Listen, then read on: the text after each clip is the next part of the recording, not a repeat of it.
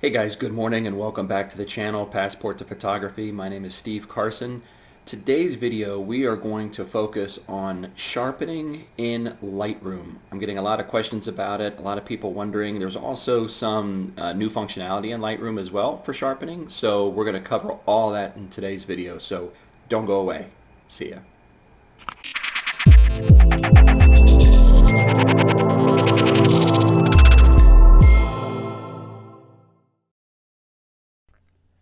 All right, guys, let's go ahead and jump right in. I've got an image pulled up here from Arlington National Cemetery. This is of the honor guard here at the Tomb of the Unknown Soldier.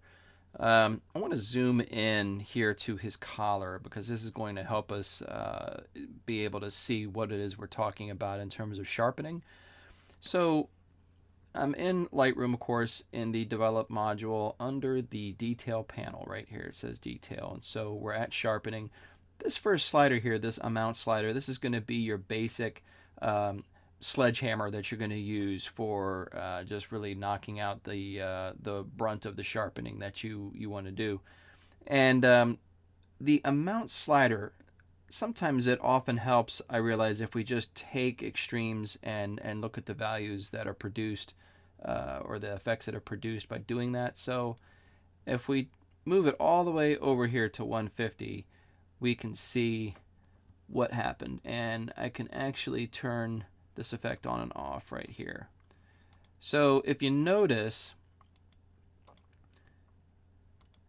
there is a little bit of, I don't want to say necessarily like shadow, but you can clearly see there's an edge right there along his collar there, the white collar. And so when I activate the sharpening, what is happening to that line? It's getting slightly darker. That's about it. And so what the sharpening in Lightroom here is doing is all of the edges are just getting a little bit brighter on the bright side and just a hair darker on the dark side. And so it's accentuating that edge because an edge here with photography typically consists of something light meeting something dark. So if we make the edge more pronounced, when you zoom out, the image appears sharper. Even though the resolution hasn't changed, nothing else has changed. We've just accentuated the edge. So that edge is already set, the radius of that edge is set at 0.5. That means it's affecting half of a pixel on the light side and half of a pixel on the dark side. So a half a pixel width of area on the white end side, the white side here, is being brightened, and a half a pixel on the other side is being made darker. That's all we're doing. If you take this radius, again, using extremes to prove the point, if you take the radius from the lowest setting here, which is 0.5, half a pixel, and I increase it all the way to the max, we're going to see what happens. Okay. So did you see that? Back down again, back up. So it's easier to tell on his neck right here that the sort of like the shadow, if you want to call it that, didn't get any darker.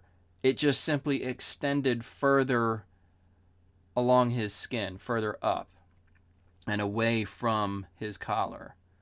And that's all the radius is doing. Again, it's just the width in pixels that the effect is going to have. And it's doing the same thing in this white here as well. However, the highlights here, it's a little bit too bright to be able to see on the collar side here, but we're using his neck as sort of the go-between. But so that's what radius is doing. So the radius is basically saying how wide of an area along the edge do you want this change to take effect on, and how much change on the amount slider do you want to make, do you want to create. So this is how much, and this is how much of an area do you want this effect to be taken on. So that's essentially these two sliders. So typically what I do is, and every image is subjective, right? You kind of just look at different things and you kind of make a determination in the moment. So looking at this here, the radius is 0.5. I usually start with the radius right around 1. And then I take my amount slider and I kind of just play with that until I kind of see an area where I kind of go, you know what, I think that's kind of good for me. I think I kind of like that. And I think I kind of like it right there at about 71. And usually I will come back a bit and toggle the effect on and off just to sort of see if this is something that I like.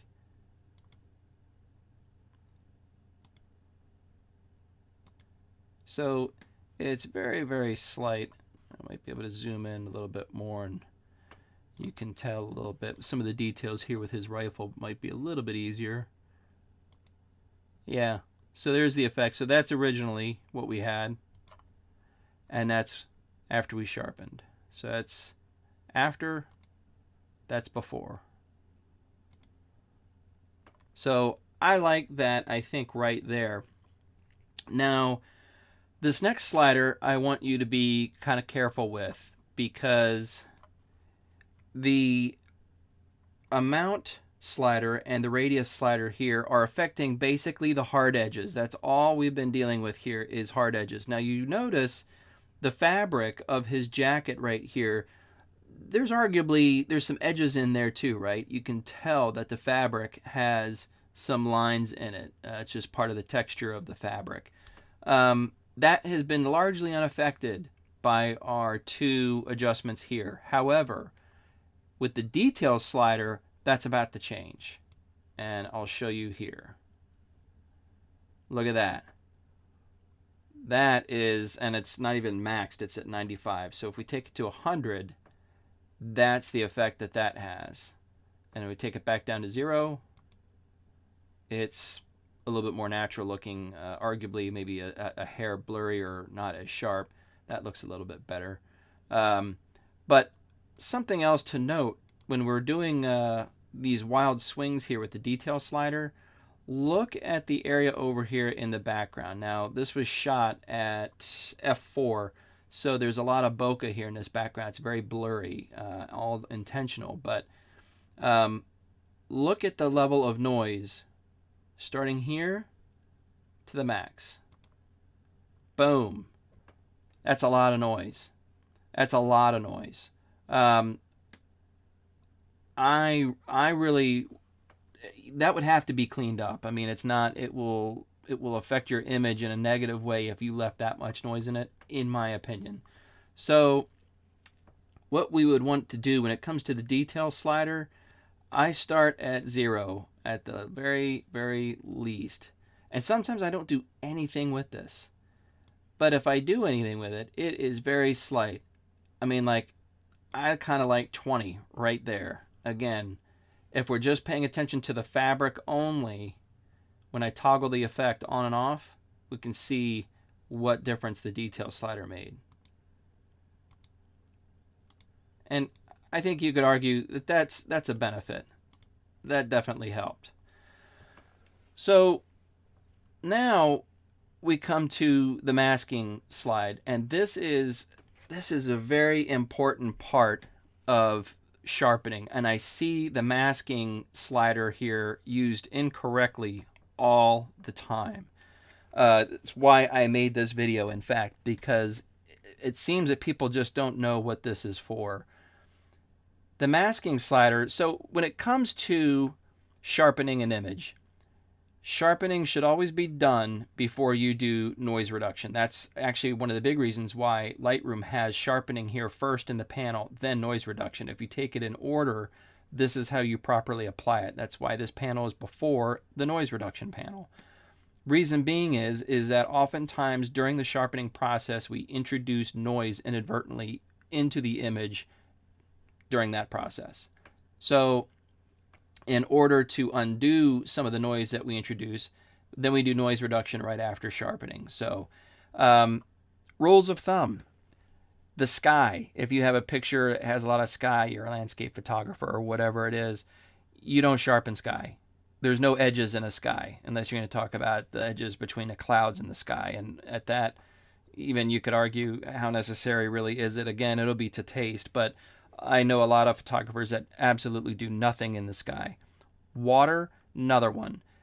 There's really just never any edges when it comes to water unless it's where a boat hull meets the water, and then there's some edges there. But other than that, you don't sharpen water. Nice flat pond or a lake, where you shot it with a long exposure on a tripod and it looks like a sheet of glass, but it's water. What are you going to sharpen there? There's nothing to sharpen. So my point here is that you may have images with mixed elements where you want to sharpen some areas of the image, but not others. There's a boat going across the water. You want to sharpen elements of the boat, but you don't want to sharpen the water. So that's what this masking slider here is all about. Now, on a PC, you're going to hold down the Alt button. On a Mac, it's going to be Option. When you do that and you start to move this masking slider, everything turns gray. And that's okay. That's what it's supposed to be.